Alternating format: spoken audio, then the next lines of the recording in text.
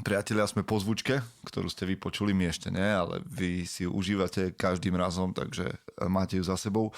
A ja tu už mám hostia. A našim dnešným hosťom znova, viete to podľa toho, čo je napísané v nadpise tohto podcastu, ale je ním Cyril Pažitný. Zdar, Cyril. Zdravím ťa, ahoj. Ďakujem za pozvanie. Čau. Počúvaj ma.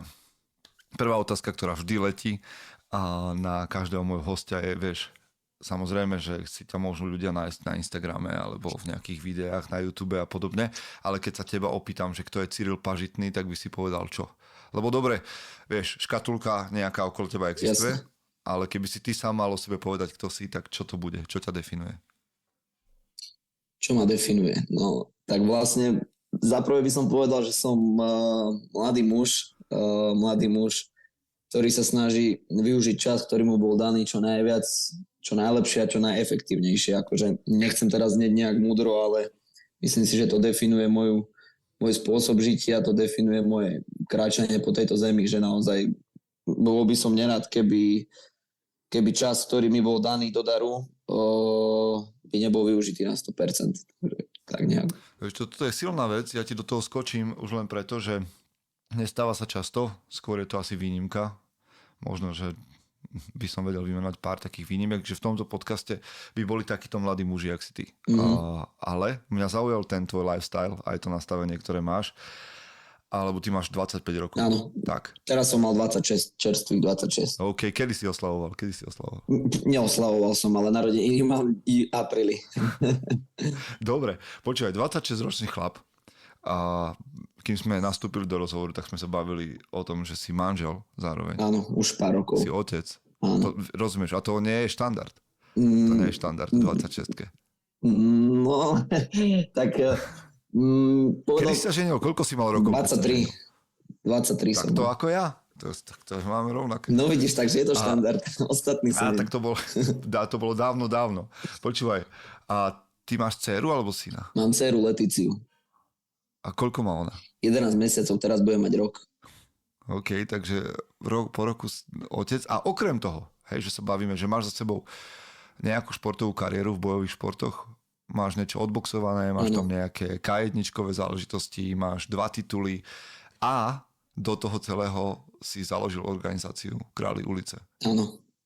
Povedz mi, kde sa v tebe berie tento drive. To je výchovou, alebo to máš tak, máte to aj ty, aj brat, že máte tento drive, že proste idem, robím veci. Vieš čo to... Proste v 26-ke sú chlapi, ktorí sa ešte len obzerajú, že OK, že kto som a čo chcem robiť v živote. Tak to by som povedal, že strátili 26 rokov života. OK.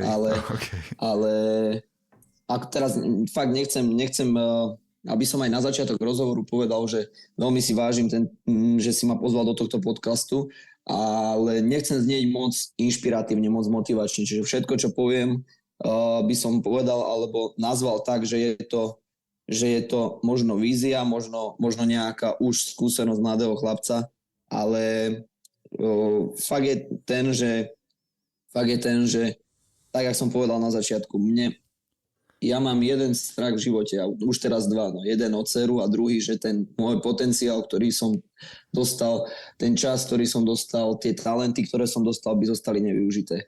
Ale kde sa ti toto dostalo do mysle, nejak nastavenie? Lebo takto proste ľudia nemajú.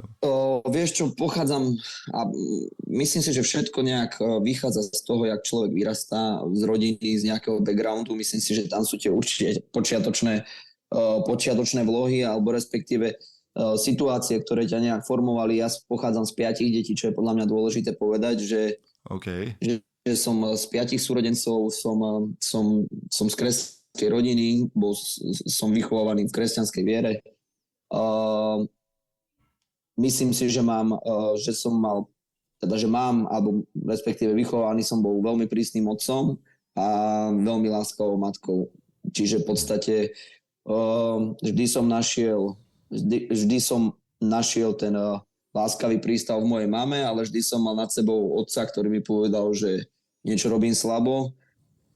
Častokrát by som povedal, že až to hrotil, hej, že ja som napríklad v mojom detstve nepočul od otca, dúfam, že si toto nevypočuje, lebo nechcem, aby si myslel, že ho nejak haním, ale to je proste fakt. Ja som v živote od otca nepočul, že ty si šikovný, že mám ťa rád. neviem teraz, že príklad vyhral som, majstrovstva Slovenska prvé a došiel som domov a on, že dobre, že a utekaj toto, že hento nie je spravené, že čo tu otravuješ so sprostosťami. Ja som donesol zlatú medailu. Ale to je tá cesta našich otcov, ktorí nám nemohli dať, povedzme, to, čo oni sami nedostali. Tak, a ja sa snažím tak nejak to ukočirovať spätne, že no tak snad to robili najlepšie, ako vedeli. Tak, nejak im odpustiť, nie? Hej, a ísť do toho, že dobre, tak aj to bola škola, aby som ja neopakoval ich chyby, povedzme. Presne tak. Teraz keď ty vidíš. Inak musím povedať, že jedna z vecí, ktorá ma zaujala, keď som pozeral sa, že kto je ten Cyril a že jak robí veci, však sa k tomu dostaneme, tak ty si v jednom momente hovoril, keď si aj teraz spomenul, že nechceš znieť nejak inšpiratívne a nejak, že veľmi múdro a tak ďalej, ale mňa inšpirovalo celkom sa dívať na tvoju knižnicu doma, že ty tam nemáš akože motivačné knihy, ale že ty si ideš si beletriu a to všetko. Áno. A ja to, čo naši poslucháči nevidia, ja mám za sebou knižnicu. Vidím, veľmi poviem pekno. ti, že pozri sa, počkaj takto, tu máme rovnaké knihy, tam vidíš to, čo som videl aj u teba, letopisy Narnie.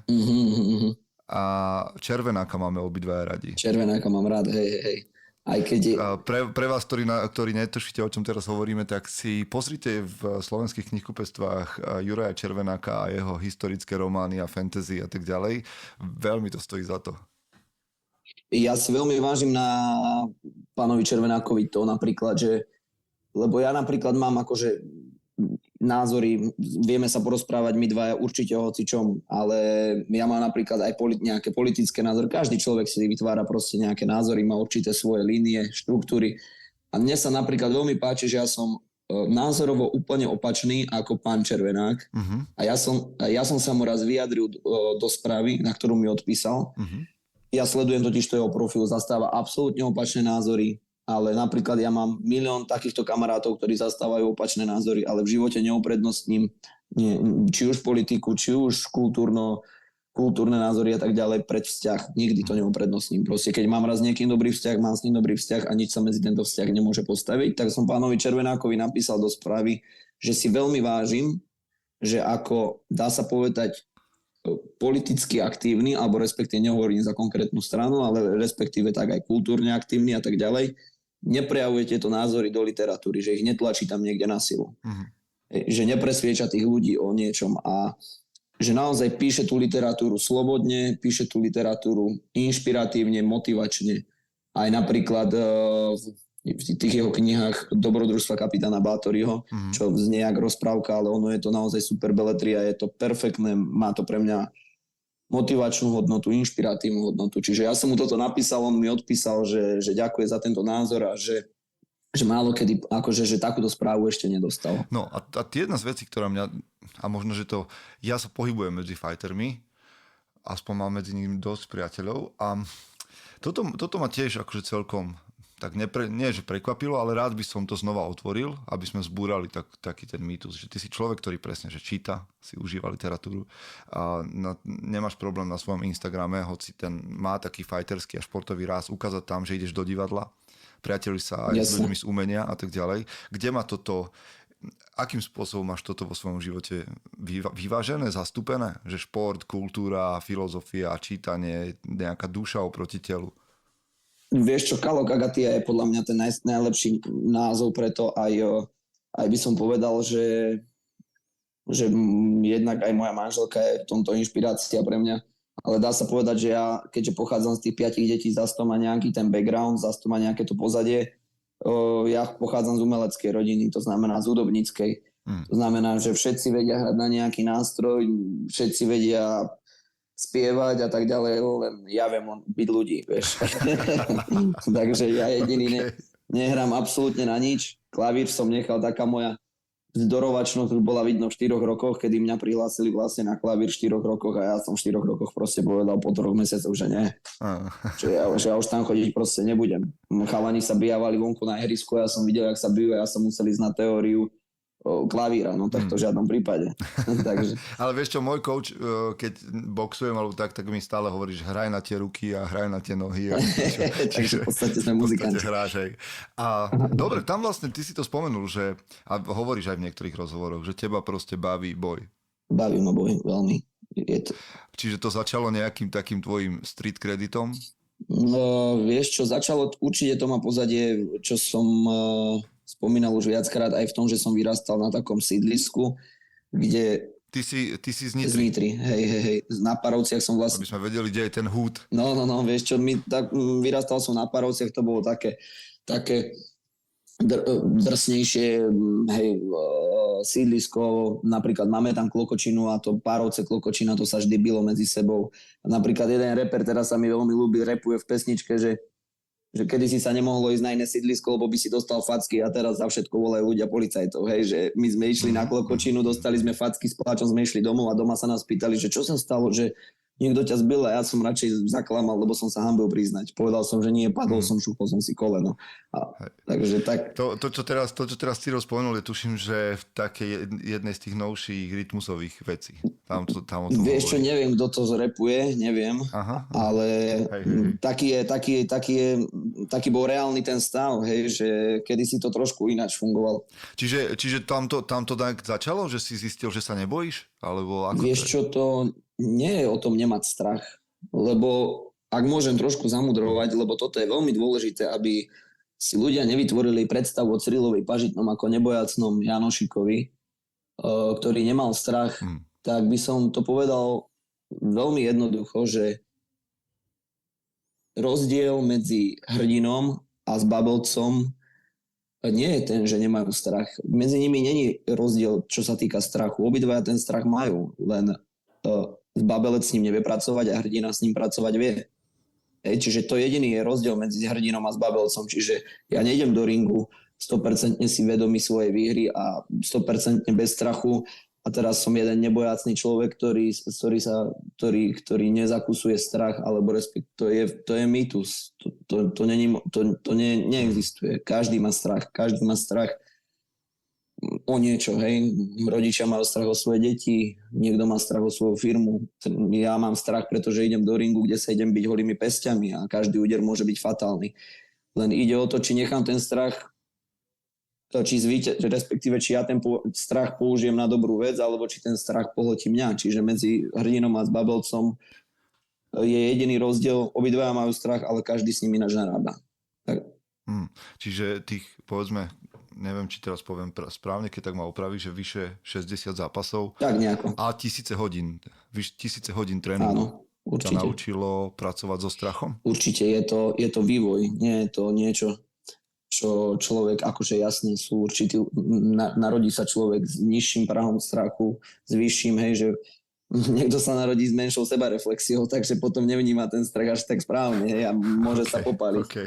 Ale ide o to, že tie skúsenosti, no napríklad keby ma postavíš teraz proti superovi, s jakým idem teraz, teda keby ma postavíš v mojich 17 rokoch proti superovi, s jakým idem teraz, ktorý vyzerá nebezpečne, vyzerá byť nabitý, silný, veľký, no tak prehrám v prvom kole, pretože môj strach ma pohltí. Ale mám 26 rokov, mám niečo odbuchané, verím v svoje schopnosti, verím v drinu, ktorú som do toho vložil, verím v môj postreh, verím, že mám vycibrené tréningom tie svoje zručnosti, po anglicky skilly, alebo jak by som to povedal, a dôverujem v nich, verím v nich. Vkladám dôveru do toho, že som do toho vložil čas, energiu a som natrenovaný. A ten strach tam stále je z toho knockoutu, je tam stále ten strach z prehry, ale tá viera v moje zručnosti je väčšia ako ten strach.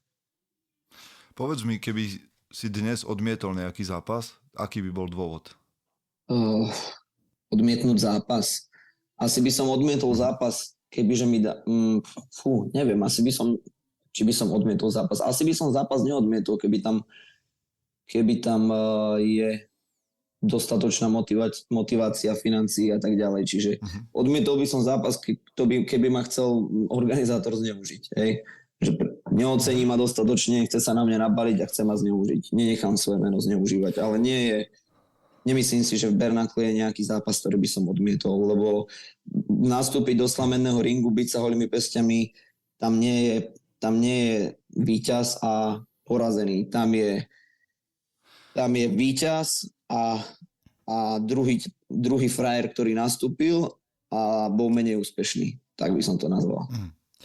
No, toto je vlastne taký skok trochu, ktorý sme spravili, ale je pravda. Dobre, čak máš odbuchaných 60 zápasov. Hovorili sme o tom, že to bolo aj v rôznych disciplínach. Áno. Hej, že ty si vlastne išiel kickbox, však si dvakrát VKM šampión, Majster Európy. Majster Európy. Vieš, že akože máš to odboxované. A ja sa popravde niekoľko rokov teda dívam na MMA, aj na to, ako sa dostal do československého priestoru, ako sa to tu vyvíja, tá kultúra. A ty si sa tak nejak postavil, vyhranil voči kultúre, nie voči športu, aspoň tak ja to čítam, ale voči kultúre toho, že sa začal robiť show business na treštolkoch, na agresivite nejakej a zrazu si začal hovoriť o kultúre gentlemanov. Áno. Ja som sa díval, teraz ti trošku poviem, som sa díval odchovaný, povedzme, rukavicami a tak ďalej. Som si hovoril, že fúha, že toto není už moc, že bare knuckle, tak ako sa volá vlastne disciplína, ktorej vlastne aj podnikáš, aj športuješ. Som si hovoril, že nie je to už moc, že nemajú rukavice, že damage strašný, na mozog už len úder rukavicou, že má nejaký efekt a tak ďalej a tak ďalej. Ale ty si prišiel s úplne inou dikciou a začal si hovoriť o kultúre, o športe, o gentlemanoch, tak povedz mi, kde sa stal ten prerod z toho, že si dal dole rukavice a začal si sa dívať na bare knuckle ako na niečo, čo má nejaký význam pre teba, nejaké cnosti? V podstate mohol by som o tomto rozprávať hodiny, dalo by sa, pretože tých príkladov, kedy férovosť, ohľaduplnosť a nejaká vzájomná úcta a rešpekt išli do úzadia, tu máme milióny. Teraz môžeme to sledovať na každom kroku, na každej tlačovej konferencii. Ale pre mňa bare knuckle značí bare knuckle je tá najextrémnejšia forma bojového športu, aká je možná. A skrze najextrémnejšiu formu bojového športu my preukážeme ten opačný extrém, a to je extrém gentlemanstva, extrém vzájomnej úcty a rešpektu, a preto hovorím extrém, pretože nájsť dneska tieto atribúty je už extrém. Čiže je extrém nájsť dvoch chlapov, ktorí si to rozdajú férovo, podľa platných pravidiel, pod kontrolou lekárov, tej najtvrdšej možnej disciplíne a podajú si ruky, poďakujú za zápas. Vidíme komunitu Králi ulice, máme 2 turnaje za sebou, chystáme 3. Fighteri si vzájomne komentujú, stane sa, že pravdepodobne sa stretnú v budúcnosti v ringu, ale dali si tam follow, dávajú si tam lajky na vzájomné príspevky, držia spolu, tá komunita, stretneme sa na tréningu, my si dáme sparingy, tá komunita drží spolu a ja sa pýtam, prečo by fighter nemal držať s fighterom v jednote, nemal by byť s ním v jednote, veď obidvaja podstupujú, dá sa povedať, to isté. Obidvaja vedia, aké rizika, aké satisfakcie a aké zadosťučinenie to obnáša a teraz si budú nadávať na mami, teraz sa budú strkať. No, toto je jedna vec, ktorú som ja videl a nie celkom som zaregistroval, o čo šlo, ale za mňa si dodržal svoje slovo na jednom z turnajov, kedysi, a teraz ma oprav, lebo možno mám chaos tej situácii, kedy si tam zrušil nejaký zápas kvôli nejakej vzájomnej neúcte týchto dvoch zápasiacich, alebo niečo ste tam zrušili, že sa... Tuším, že na nejakom z týchto turnajov sa udialo, na dvojke. Na dvojke sa udialo to, že jeden zápasník robil takedowny, u nás sú takedowny, nie je povolené. Čiže išiel nejakou rutinou, akože nadcvičenou. On mal background z MMA, neviem prečo došiel do zápasu poučený pravidlami, došiel do bare knuckle zápasu, začal robiť takedowny, je to pre mňa nezmysel. Mám pocit, že to robil zámerne. Pristúpil som k ringu, pretože rozhodcovia mali našlapnuté k tomu tak, že ukončiť zápas po druhom takedowne.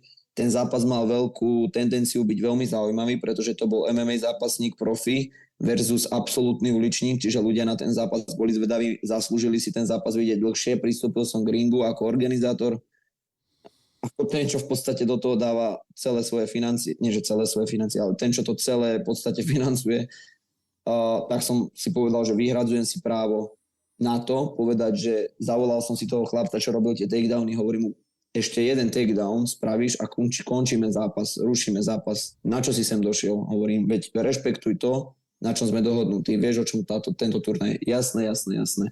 Zápas pokračoval, prišiel ďalší takedown, po ktorom som povedal, že ukončíte zápas diskvalifikáciou, lenže z druhej strany tam prišli zase lakte na zatýlok, hej, jak tam bola vyostrená, tak som musel skočiť do ringu, roztrhnúť tých zápasníkov.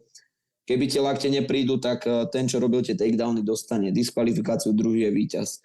Ale takto sme museli, respektíve nedá sa nepotrestať, teda potrestať jednu chybu a druhú nie. Tie lakte tam nemali čo robiť, musela byť potrestaná aj druhá chyba. Zápas bol bez výsledku, no contest. Ľudia, ja som následne zobral mikrofón, vysvetlil som situáciu, aká bola, celá hala tlieskala, celá hala bola na nohách a 2000 ľudí pochopilo, o čom je tento šport. Čiže to bolo to krása na tom. Krása toho športu ma začína pomaličky dostávať. Dívam sa na to, že nakoniec sa pozrite, vy, ktorí nás počúvate na YouTube. Je to tam kosť na kosť, je to naozaj drsné, ale zároveň ja tam vidím taký návrat ku koreňom toho boxu. Hej, nakoniec v Grécku, v Ríme sa takisto veľmi podobne zápasilo a bolo to rovnako tvrdé. Sú tam dvaja chlapi, ktorí do toho idú s vedomím, že čo sa môže stať. Palestra sa to nazývalo v starovekom Ríme. Takisto som sa na to díval. No, ale jedna vec je tento tvoj background, nejaký nastavenie mysle, to, že proste vyrovnávaš šport, literatúru, umenie, to, že si založil organizáciu, ale v 26 rokoch ísť do takéhoto podnikania, vedel si, do čoho ideš? Viesť organizáciu, ktorá chce tu znamenať alebo za nejaký čas, tu chce mať svoje miesto vyhradené v bojových športoch a tak ďalej, zorganizovať prvý turnaj. Mal si predstavu, že čo je pred tebou? Myslím si, že predstavu, čo je predo mnou a kopce, ktoré trebalo zvládnuť, som nahradil vidinou, alebo respektíve som nahradil, že som mal pred svojimi očami skôr ten cieľ, ako tie kopce. Videl som tú cieľovú pásku, jak trhám. Takže myslím si, že čakal som, že idem do ťažkých vecí, do ťažkých situácií, ale videl som už to ovocie, ktoré som veril, že to prinesie a nemýlil som sa, pretože toto ovocie prináša. Vidíme rastúcu komunitu sebavedomých chlapov, ktorí vedia, že sú chlapmi a majú v tom jasno, ktorí začínajú zhliadať k týmto ľuďom, ktorí vchádzajú do toho ringu. To znamená, ovplyvňujeme názorovo aj mladých, za čo som veľmi vďačný, pretože keď vidím, že teraz mladých ovplyvňujú, neviem, či môžem túto tému otvoriť, ale zaprel by som vlastnú osobu, keby to neotvorím a nepoviem prečo, lebo je to jeden z dôvodov Králi ulice, prečo som to začal robiť, je, že chcem motivovať aj mladých ľudí k tomu mať svoju hodnotu a mať jasno v tom, kým sú. Hej, že raz sa narodím ako chlap, tak tým chlapom som. Za 100 rokov, keď ma volá kto exhumuje, bude vedieť, že som bol chlap. A keď ja v tom sám nemám teraz jasno, tak očividne je niečo zlé. A keď vidím, už po Nitre som videl rôzne individuá, dá sa povedať, a teraz prídem a mladí chlapci prídu, môžeme sa s vami odfotiť, pán Pažitný. No ja idem akože je mi to veľmi milé, ale aj zároveň vtipné, že pán Pažitný. A ja hovorím, že a prečo sa chcete so mnou fotiť, kto som ja? A oni mi povedia, vy ste ten boxerista z Králi ulice. Tak vtedy si poviem, že asi niečo robíme dobre. Že tí chlapci budú mať tú víziu toho muža, ktorý má nastavenú svoju cestu, ktorý žije svoj život s úmyslom, dá sa povedať, s cieľom. A aby sme nevynechali tú dôležitú časť, je, že tu nejde o nejaké slepé stávanie mužskosti na prvé priečky, pretože to, že napríklad tu ide o to, že nám ten chlap má v úcte tú svoju manželku, miluje svoju rodinu a má jasno vo svojom živote, proste má upratané. Hej, pretože žijeme teraz v časoch, kedy človek môže všetko, ale nie všetko osoží. Ty máš víziu, kam ideš ďalej?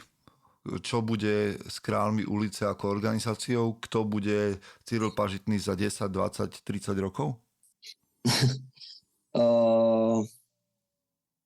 Vieš čo, mne sa veľmi páčil Matthew McConaughey. Poznáš toho herca? Matthew McConaughey je tiež jeden z takých ľudí, ktorí v týchto veciach majú jasno. Myslím si, že jedna z tých vecí, prečo to tak je aj jeho kresťanská výchova. A on povedal, že môj vzor som ja za 10 rokov. A keď prídeš za 10 rokov a spýtaš sa ma, že kto je tvoj vzor, tak ja ti poviem, ja za 10 rokov. A ty povieš, že ale veď ty si povedal, že teraz si budeš svojím vzorom, že nie. Môj vzor je vždycky o 10 rokov popredu. To znamená, že ja nikdy nedosiahnem tú 100% svojich vízií, ale ja som s tým OK, pretože to ma poženie kráčať neustále vpred a nikdy nezaspím na vavrínoch. Vždycky budem mať ten bod, ktorý ma ženie, ktorý chcem dosiahnuť. Čiže netuším, čo bude za 10 rokov. Možno, že tu už ani nebudem, ale jedno viem, že do poslednej sekundy svojho života budem kráčať vpred a budem neustále chcieť mať progres vo svojom živote. Budem sa snažiť vyvarovať sa stagnácii alebo akéhokoľvek regresu. Teraz sa vidíš viac ako športovec, ako podnikateľ, alebo... Vieš čo, no, to je ťažká otázka, pretože keby vidíš môj denný režim, no mám napríklad 2 tréningy. Čiže podľa fyzickej záťaže som športovec, podľa psychickej záťaže som podnikateľ, podľa emočnej záťaže som otec rodiny. Čiže to, čo neexistuje preto vzorec. To, čo si situácia vyžaduje, to som. Keď treba riešiť biznis, rieši sa biznis. Keď treba nastúpiť do zápasu, vidíš, idem s kožou na trh, viem vkročiť do toho slamenného ringu. Čiže podľa mňa chlap sa musí vedieť adaptovať v rôznych situáciách. Je to tak stále, že tento tvoj lokál patriotizmus, ktorý tam je, alebo teda som ho vyčítal z toho, o čom, keď si niekde inde rozprával, ty si niekde povedal, že Králi ulice sú projekt pre Nitru. Zostáva to tak? To musím trošku popraviť. Nepovedal som projekt pre Nitru, ale že vznikol lokál patriotizmus je pre mňa dôležitý. Vždy budem podporovať, samozrejme, vždy budem pyšný na to, skadiaľ som zišiel a hrdo reprezentovať toto mesto. Ale povedal som to tak, že Nitra je tak tvrdé mesto svojím spôsobom, že si určite zaslúži aspoň tých prvých 5 turnajov toho najtvrdšieho. Tých najtvrdších turnajov. Nehovorím, že nechcem expandovať. Dokonca sa ma pýtali ľudia, chceš ísť zahraničia a tak ďalej. Myslou lietam v oblakoch, ale nohami stojím pevne na zemi. Pokiaľ sa budú vypredávať haly na Slovensku, ja budem rád. Nepotrebujem nikde expandovať. Nechcem zmeniť svet, pokiaľ zmením človeka od jedného k druhému, keď pôjdem a na konci života prídem pred nebeskú bránu a tam bude stať 10 ľudí, ktorým som zmenil život k lepšiemu, ja budem spokojný. OK, takže, ale Kráľov ulice teda môžeme čakať. Ešte ďalej teraz nás vlastne čaká onedlho, respektíve v čase, kedy točíme, tak máš nejaké 3 týždne? 3 týždne, presne. Do turnaja? Tak. 3 týždne do turnaja, čiže to bude 3. turnaj? 3. turnaj. Tak ešte zo 2 v Nitre a potom možno niekde ďalej na Slovensku. No ja dúfam, že tie 2 stihneme ešte ten rok, takže potom sa uvidí. Uvidíme aj, že... Tak to máte našlapnuté, ale... Máme, najdôležitejšia otázka, čo musím povedať, je otázka sponzorstva, čiže všetko závisia od peňazí, keďže aby som išiel do druhého mesta, najlepšie by bolo, keby za mnou niekto príde, povie, že pozri sa, správ to u mňa v meste, poskytnem ti na to toľko financií, není problém. Vidíš, musím sa pozrieť, lebo akože asi celkom chápem, že v tomto športe nebude jednoduché zohnať nejakého veľkého sponzora v zmysle toho, že sú konzervatívni a že tento šport je naozaj že tvrdý a že vieš, že niekedy sa značka nechce spojiť s niečím, čo proste na prvú môže prísť také, že brutálne. Ale na druhú stranu vo svete už táto liga existuje a tiež má svojich veľkých sponzorov. Áno, ja musím povedať, že mám, dá sa povedať, sponzora, ktorý je môj kamarát. Nebudem menovať, poviem len, že je to Casino Respekt v Nových Zámkoch a v Šali. A ten takisto vzýšiel z podobného prostredia. Minule sme sa smiali, kontaktoval ma jeden veľmi bohatý chlapík, vyobliekaný, na Brabuse prišiel na stretnutie, nastajlovaný, vyobliekaný, neviem čo a boli tam nejaké veci, ktorých som ja mal vykričník v podvedomí, som mal pri ňom vykričník. Tak neuzavrel som to, nepálim mosty, ale tam som si skôr povedal, že tadiaľ to asi cesta nepovedia, aj keď mi nasľuboval hory doly, ale tak už niečo, nechcem sa hrať na skúseného, ale niečo už odžité, dá sa povedať, mám, keďže lietam v tom už dlho. A hneď som zobral telefón a volám tomuto môjmu kamarátovi hovorím mu, že takéto som mal stretnutie, toto mi nasľuboval. Hen tak došiel oblečený, toto. On povedal, že takých organizácií je na Slovensku veľa, kde sa môžu prezentovať takí tí, vieš, že teraz pózery, dá sa povedať, že my sme prišli z ulice, že ulica to potiahne. Toto mi povedal, zasmial som sa, povedal som sa. OK, ulica to potiahne, sa mi páči, ale tak určite vám prajem, aby teda ste sa mohli stať organizáciou, ktorá bude mať svoje miesto aj svoj vplyv, však nakoniec mať po 3 turnajoch, teda pred 3. turnajom už takéto nejaké meno, aj očakávania, že čo sa to udeje, aj pozornosť médií, si myslím si, že je veľmi veľký Ďakujem pekne. Hej. Na 2 turnaje to je akože wow. Aj to, že už ste vlastne potiahli celkom zaujímavé mená aj do týchto turnajov, aj do hľadiska, čo som tam videl. Takže, a nielen to, akože však nakoniec pozrieť sa na vás boli nielen profi MMA zápasníci, ale aj herci a tak ďalej sa tam ukážu. Rôzne hviezdy, áno, boli. A budeme v tom pokračovať. Máme slúbené veľké mená, veľmi veľké mená.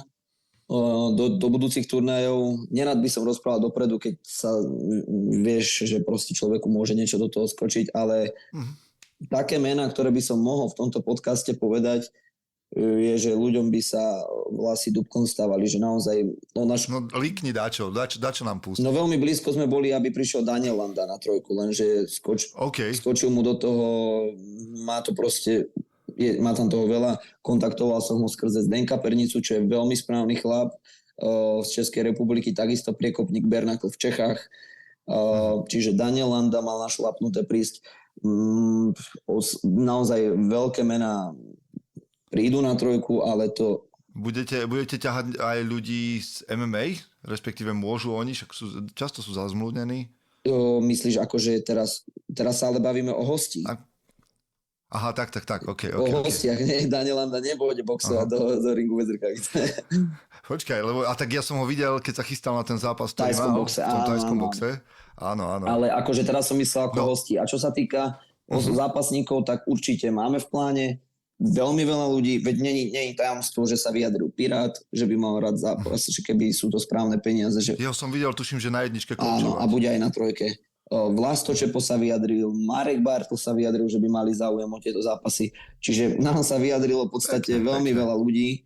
Otázka je to samozrejme otázka financií a je to samozrejme otázka, kde sú oni, v akom štádiu ich kariéry, pretože to sú chlapci, ktorých živí športová kariéra a pre nich Bernakl je veľmi rizikový. Čiže ja chápem to, že až ku sklonku ich športovej kariéry k tomuto budú môcť reálne pristúpiť. Zaujímavé, vidíš, toto je ďalšia veľká téma, ale verím, že sme natiahli ľudí celkom k tomu, aby sa, ak doteraz o tom nepočuli, alebo nepočuli náš rozhovor s Viktorom, tak teraz môžu zablúdiť na YouTube Kráľovú ulice, pozrieť si tvoj deň, ktorý tam je, ako vyzerá deň športovca, alebo aj dni iných športovcov. Ja mám na teba ešte také otázky, ktoré dávam všetkým chlapom, ktorých tu mám ako hosti. Takže ktorá z tých kníh v tvojej knižnici je taká, že máš pocit, že má na teba vplyv, alebo mala na teba najväčší vplyv? Najväčší vplyv má na mňa určite Biblia. Odporúčam ju každému, aj neveriacim ľuďom, pretože nepoznám knihu, ktoré by bolo viacej rád pre život, ktorých sa človek môže reálne držať, na ktorých ja šlapem deň čo deň, ktoré si opakujem, ktoré si musím zopakovať, pretože sú pre mňa motiváciou. Čiže určite by som ju dal aj do daru, kebyže mám niekomu venovať knihu, bola by to Biblia a naozaj by som tomu človeku upriamil pozornosť na to, aby si ju prečítal, aby ju len nezaložil do knižnice. Biblia je veľmi dobrá v tom, že hozde si to otvoríš, nemusíš čítať knihu za knihou, hozde si to otvoríš, prečítaj si 1-2 strany a ja ti garantujem, že tam nájdeš niečo, čo patrí pre tvoj život a z čoho si budeš môcť zobrať motiváciu, ja ti garantujem, že tam nájdeš niečo, čo akurát bude riešiť nejaké tvoje myšlienkové pochody a tak ďalej. Čiže určite to. A ďalšie 2 knižky by som určite odporúčil Blázni umierajú od Puca. Je to veľmi dobrá knižka, v podstate Mário Puco je to môj najobľúbenejší autor z toho dôvodu, že on vlastne opisuje presne životy ľudí zhruba typovo podobných mne a častokrát aj s podobnými skúsenosťami, respektíve životnými situáciami, ktoré žijem ja. A opisuje tam vzostupy a pády tých ľudí a ja sa môžem naozaj inšpirovať tým, že ako vlastne aj on sa pozerá skrze týchto svojich hrdinov v knižkách na svet. A posledná, tretia knižka je od Remarka a to je veľmi dobrá kniha Nebo nepozná obľúbencov. Je to smutná knižka, ale čo sa týka takého vzťahu muža a ženy, je to veľmi pekné a veľmi inšpiratívne.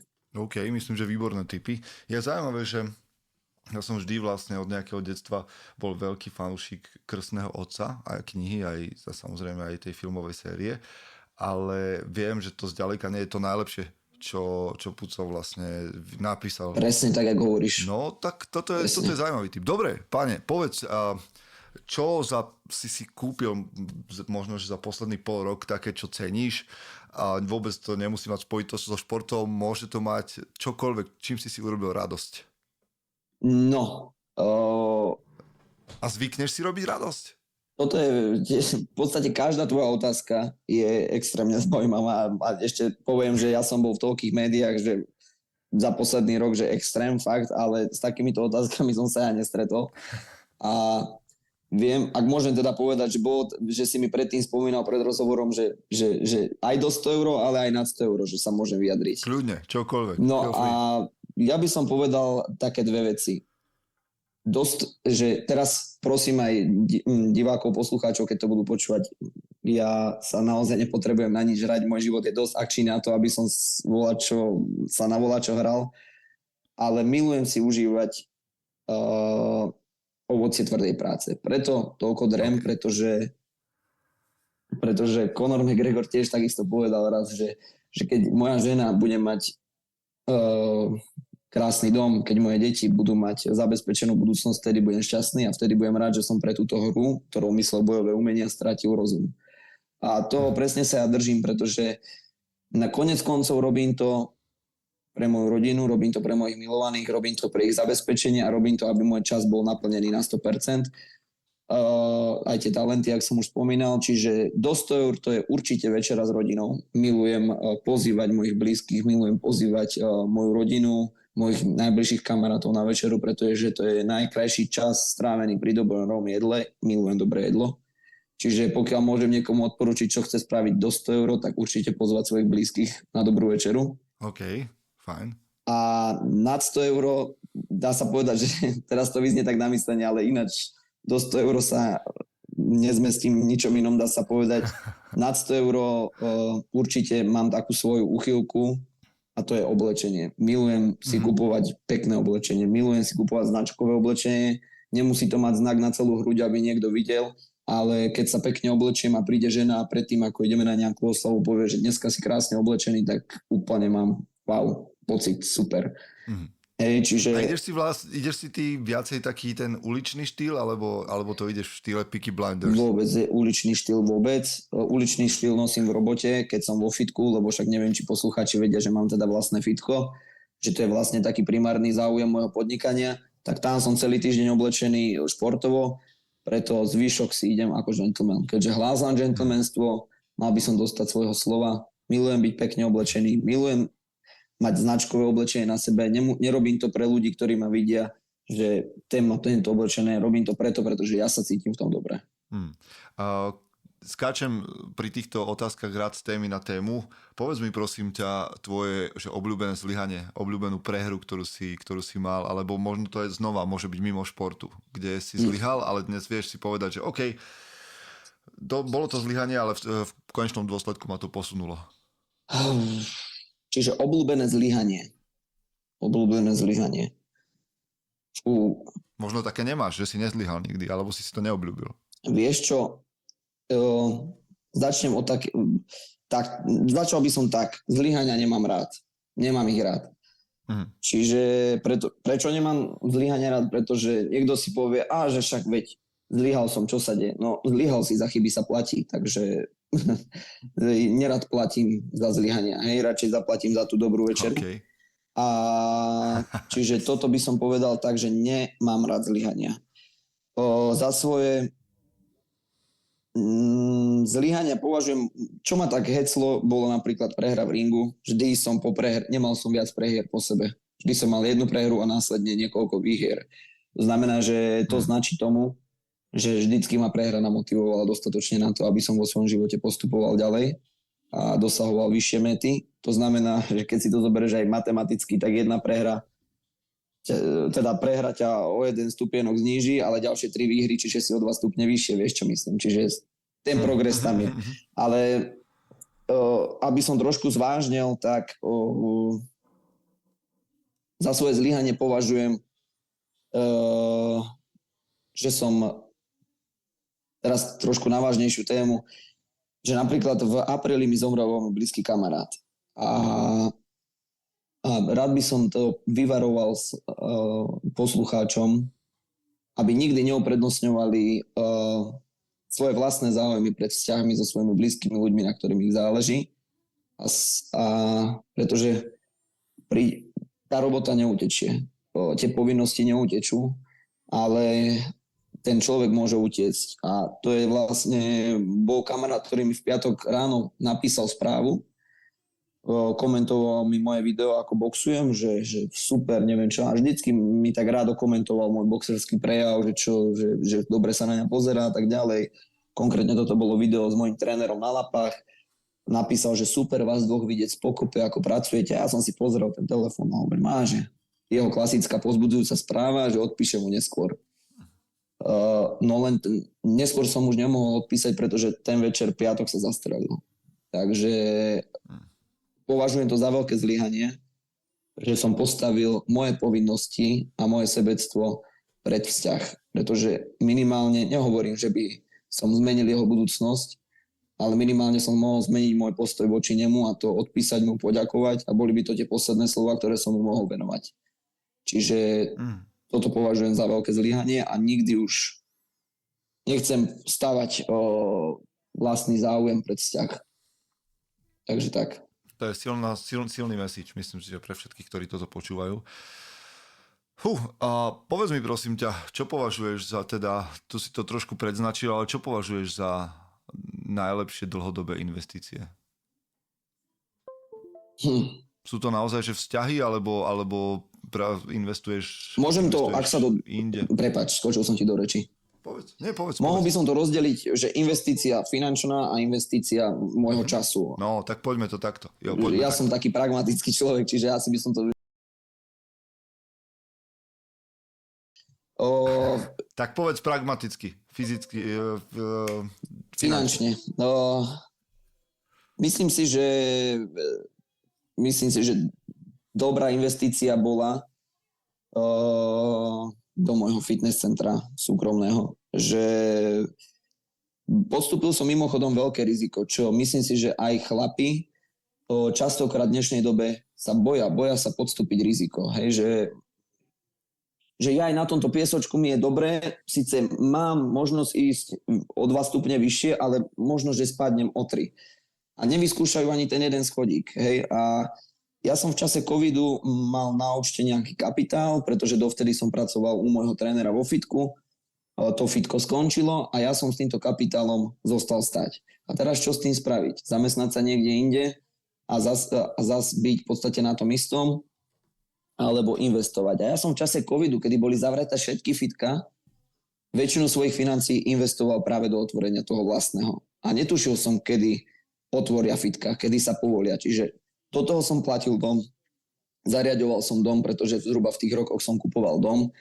Zariaďoval som dom a vlastne zariskoval som, podstúpil som veľký risk, ktorý priniesol veľký zisk. Čiže to by som aj odporúčil, že áno, vždy treba si premyslieť tie veci. Správny chlap musí mať rozvahu, ak môžem trošku zamudrovať, pre mňa je rozvaha veľmi dôležitý aspekt muža. Muž by nemal konať emočne a náladovo, na to dobre, nič, na to sú tu iní. Čiže mal by mať premyslené kroky. Čiže samozrejme, nešiel som do toho bez hlavu, nenechal som si 100 eur na účte, hej. Ale zariskoval som a získal som. Ďalšiu finančnú investíciu považujem určite Králi ulice. Skrze financie som nadobudol niečo, čo po sebe zanechám, skrze financie som nadobudol možno, že nejaký dosah na tých mladých, ktorých môžem motivovať, inšpirovať, čiže aj toto mi nahrádza tie financie, ktoré do toho dávam. A veľmi dôležitú finančnú investíciu považujem vlastnú nehnuteľnosť. Podľa mňa je veľmi dôležité mať vlastnú nehnuteľnosť, nebyť zbytočne v prenajme. Chápem, že teraz nechcem byť nejaký sexistický, ale že keď napríklad mladé dievča ide do prenajmu, chápem, že má v pláne sa vydať, má v pláne potom tvoriť neskôr tú budúcnosť tým manželom, ktorý by mal zabezpečiť tieto oblasti. Ale čo sa týka mladého muža, určite by som poradil ísť do vlastnej nehnuteľnosti, nebyť v nájme, nemíňať peniaze na niečo, čo nakoniec aj tak nebude moje. To akože je ďalšia z vecí a o tom možno v nejakom ďalšom pokračovaní sa môžeme rozprávať, že v 26-ke je tvoj drive a to, čo sa ti stihlo podariť v zmysle organizácie fitka, kúpiť domu a tak ďalej. Neviem, či by si nemal začať robiť aj nejaké finančné poradenstvo, lebo pre mnohých 26-ročných chlapcov je toto nepredstaviteľná záležitosť a ty si sa asi narodil so zlatou lyžičkou v ústach, keď máš 4 ďalších súrodencov a neviem čo všetko, takže moja predstava... Nenarodil si povedal. No hej, že sa nenarodil s týmto, s nejakými výhodami, čiže si to musel prešlapať sám celé. Tak vôbec som nenarodil, není som povolanie syn, to môžeme vyškrtnúť. Otec má firmu, ale ja som v otcovej firme nikdy nepracoval. Otec otváral firmu neskôr, čiže zažil som si časy, kedy mamina rátala ku koncu týždňa drobné, či nám môže kúpiť miláčikov v piatok alebo nemôže, ktorých sme mali raz za týždeň. Čiže neskôr otec vybudoval úspešnú firmu, ale nečerpám z týchto financií, aby som hneď vyviedol z omylu. Radšej si tú cestu vyšlapem, radšej budem mať svalovicu na nohách, ale poviem si, že to stálo za to. Ak môžem, ešte by som veľmi rád povedal, že časovú investíciu by som určite venoval do vzťahov, tak ako som povedal. Aby nám tie vzťahy, aby sme potom nemuseli, pretože ja môžem povedať, že stál som nad hrobom veľa blízkych ľudí, veľa mladých ľudí, veľa mojich kamarátov, keďže nepochádzam z prostredia, kde sa obchádza v rukavičkách. Čiže povedal som to tak moc pucovsky, že stál som nad hrobom, ale oplakával som veľa kamarátov a veľmi rád by som s nimi znovu strávil ten čas. Takže určite investovať do vzťahov, pretože príde deň, kedy budeme za to rodiť zbytočne slzy. Môžu to byť slzy šťastia, keď na to budeme spomínať, ale určite nie slzy smutku, keď budeme stať nad niekým, kto už odišiel. Ty znieš veľmi tak disciplinovane, máš víziu, robíš veci, hej, 2-krát denne tréning a tak ďalej. Do toho podnikanie a všetko možné. Ale máš predsa len niečo, čo je také, že absurdné? Povedzme, že tvoja žena by nám povedala, že akože všetko super, ale tomuto jeho zvyku fakt nerozumiem. Že to ma vyvádza z miery, alebo sa mi to zdá vtipné. Máš nejaký absurdný zvyk, ktorý ty miluješ a ostatní tomu nerozumejú? Myslím, že už som sa k nemu asi aj čiastočne vyjadril. Milujem nákupy. Milujem ísť do Pandorfu. To je drahý zvyk. Milujem si sadnúť do auta v sobotu, alebo jeden deň v týždni si vyčlením a dneska ideme do Pandorfu. Zavelím žene, ráno sa pobalíme, ideme do Pandorfu, sme tam celý deň. Milujem to prostredie, milujem si vypnúť hlavu, nemyslieť na tieto veci. A znie to veľmi majetnícky a znie to veľmi na myslenie, ale vôbec to tak nie je, pretože každý máme tú svoju úchylku a toto je tá moja. Tam viem vypnúť. Tam ja viem vypnúť úplne a to je taký fyzický zvyk a čo je taký absurdný zvyk, že neviem vypnúť psychicky. Neviem oddychovať. Neviem oddychovať. Ja neviem ísť na dovolenku, že do rezortu. Ja by som sa zabil. Ja sa nudím ja jeden deň si zoberiem, že až dneska po obede pôjdem do fitka a ja zostanem doma, no ja po 2 hodinách neviem čo so sebou. Čiže toto je ten môj zvyk, že neviem oddychovať. OK, inak tomu ti ja poviem z mojej pozície 40-ročného, že máme to podobne, ale ja už to vidím ako absolútnu nevyhnutnosť a nutnosť. Takže keď ti môžem niečo odporúčať, tak do tohto investuj, lebo odpočívať je brutálne dôležité pre psychiku samozrejme. Akože telo potiahne, potom ono sa zahlási a vypne ťa, ale psychika, keď vypne, je to väčší problém. Povedz mi prosím ťa, aké zlé odporúčania, respektíve aké možno, že skreslené pohľady počúvaš v tej tvojej sfére bojových športov najčastejšie? Čo my všetci laici zvonku sa milíme a opakujeme to dookola a teba to už nebaví počúvať? Čo je taký najväčší mýtus o tej tvojej sfére? Čiže také zlé odporúčania, áno? No hej, čo?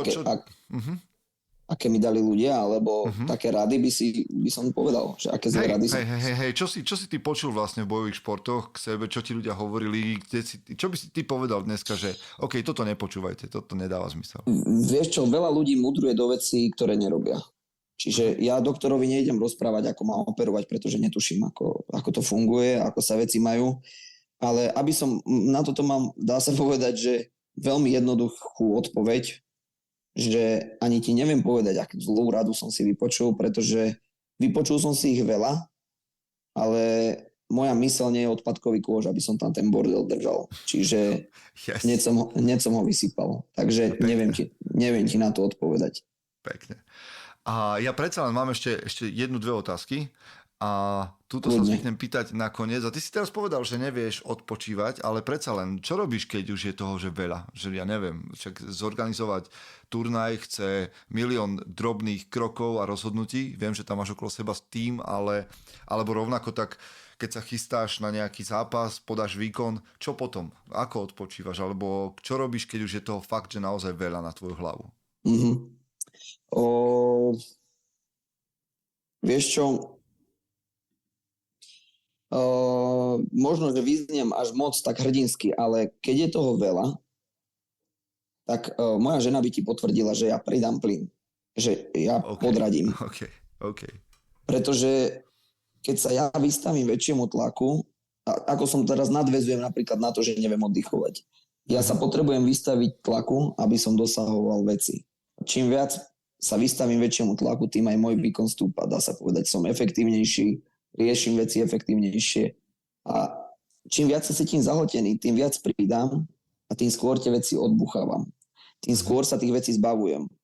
A čím je veľmi dôležité, aby myslím si, že chlap by sa nemal vyhýbať povinnostiam, nemal vyhýbať zodpovednosti. Že jednak si ťa tak či tak dobehnú.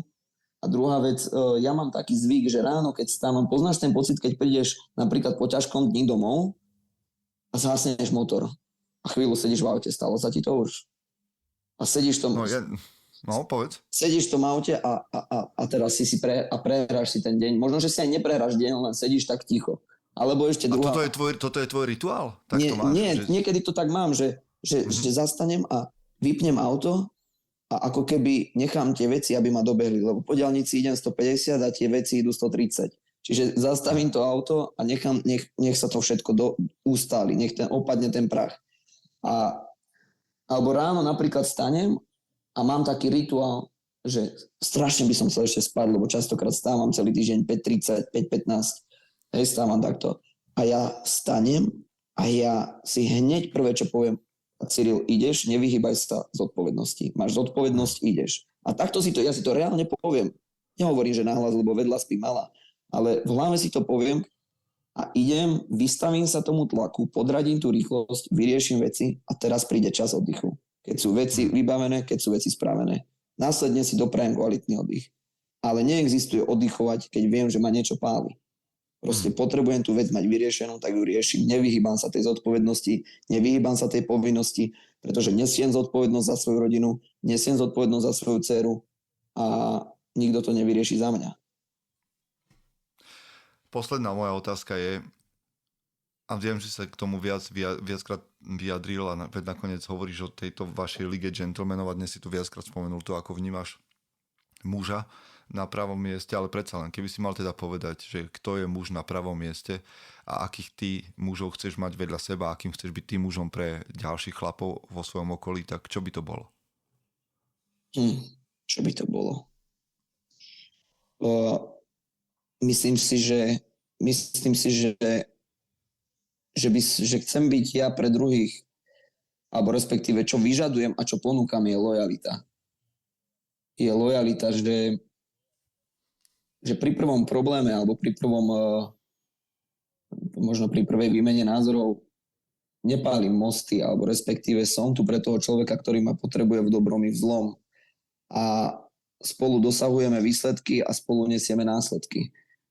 A príde prvý problém a otočím sa chrbtom? Nie. Čiže ja chcem byť muž, ktorý bude lojálny voči svojim priateľom. Myslím si, že kopec mojich priateľov by vedelo potvrdiť, že lojalita je pre mňa na prvom mieste a že som sa za nich postavil, keď to potrebovali, a ja zase môžem potvrdiť, že z môjho, lebo však čo mám vlastne KTC tým, dá sa povedať, že sme tam z grupa takých bernacle boxeristov, rôznych chalanov, sparring partnerov a tak ďalej, ktorí sa pripravujeme spolu. Kopec ľudí by vedelo potvrdiť, teda ja môžem potvrdiť, že kopec ľudí z tohto týmu sú veľmi lojálni a vždy, keď som to potreboval, tak tam pre mňa boli. Čiže to je prvá vec, lojalita. A druhá vec, ešte raz mi vieš zopakovať, prosím ťa, otázku? No, povedz mi úplne jednoducho, ako ty vidíš muža na správnom mieste. A muž na správnom mieste je veľmi dôležité, znovu nadviažem na to, čo som hovoril, že prijíma zodpovednosť. Myslím si, že to robí mužom a myslím si, že vtedy sa stáva muž mužom, keď preberá zodpovednosť nad vecami a keď preberá zodpovednosť nad ľuďmi, ktorí majú v neho dôveru a ktorí vložili do neho tú dôveru. Ja som to zistil v čase a chápem a začínam to chápať teraz. Keď vidím to nežné stvorenie, ktoré by sa bezo mňa a bez jej, a samozrejme matky, samozrejme, a viac má podiel na tom tá matka, ale samozrejme bez otca to nejde, by sa nenaučilo nič. By sa nenaučilo chodiť, by sa zranilo, proste by bolo zraniteľné. A ako rastie, ako jej zabezpečujeme vývoj spolu s manželkou, ako jej zabezpečujeme budúcnosť a ako ona už odmala vníma, že je milovaná a že je naša. A toto robí chlapa chlapom. Prijíma zodpovednosť za druhých a predovšetkým za svoju rodinu. Prijíma zodpovednosť za ľudí, ktorí potrebujú od neho pomoc, ktorí ju nezneužívajú, ktorí tú pomoc reálne potrebujú a ktorým môže túto pomoc poskytnúť. Myslím si, že to je tiež veľmi dôležité, aby muž vedel poskytnúť pomocnú ruku. Pretože hrabať si na vlastnom piesočku a toto všetko, keby robím,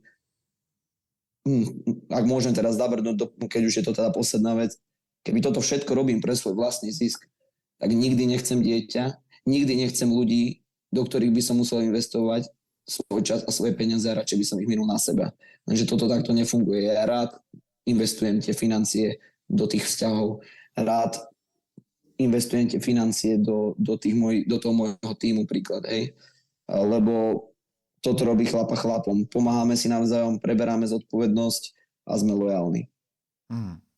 To je super odpoveď. Vďaka za to, Cyril. Počuj, ešte predsa len.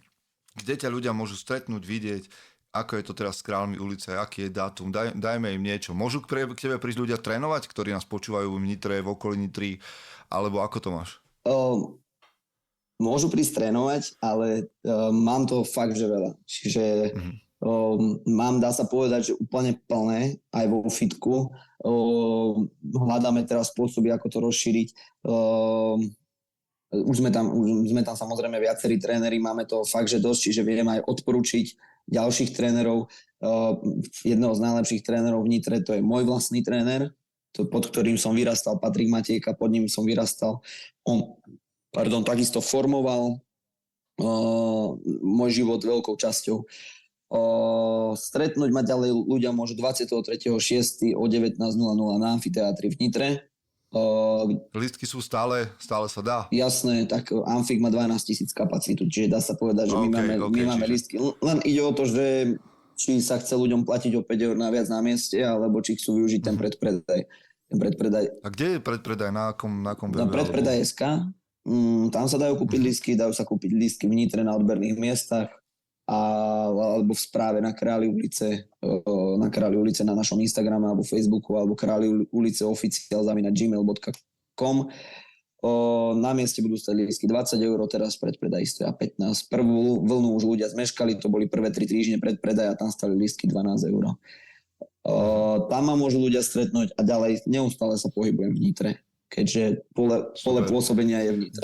Ďalšie turnaje sú plánované na ktoré mesiace? Predpokladám, že idete jesen, zimu ešte? Áno, presne tak. Ideme, nemám ešte potvrdené termíny, nechcem zase slúbovať niečo, čo sa nedá splniť, keď teda respektíve nedá na 100% slúbiť.